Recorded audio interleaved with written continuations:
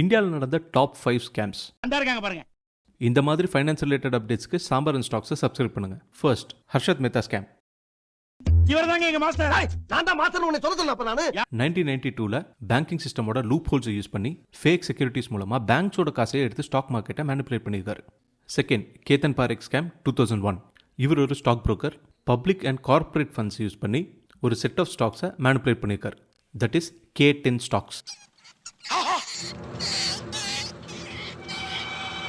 இவரோட மென்டர் வேற யாரும் இல்லை, ஹர்ஷத் மேத்தா.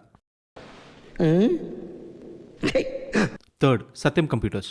கம்பெனியோட ஃபவுண்டர் ராமலிங்க ராஜு கம்பெனியோட ஃபினான்ஷியல்ஸை மேனிபுலேட் பண்ணியிருக்காரு இன்வெஸ்டர்ஸை அட்ராக்ட் பண்ணுறக்கு.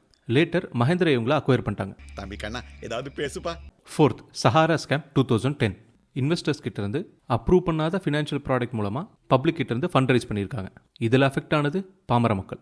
இவன் மூஞ்சியும் முகரையும் மாட்டின் கொம்பு போல் மீசை வைத்தால் மட்டும் போதுமா? கொம்பை பயலே. Last but not least, Punjab national bank Nirav Modi scam 2018.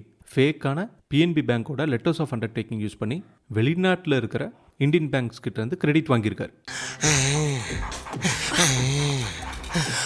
இந்த ஒவ்வொரு ஸ்கேம்ஸ்க்கு அப்புறம் தான் stock market, banks, financial products இந்த சிஸ்டம்ஸில் இருக்கிற லூப் ஹோல்ஸை ரெக்டிஃபை பண்ண ட்ரை பண்ணியிருக்காங்க.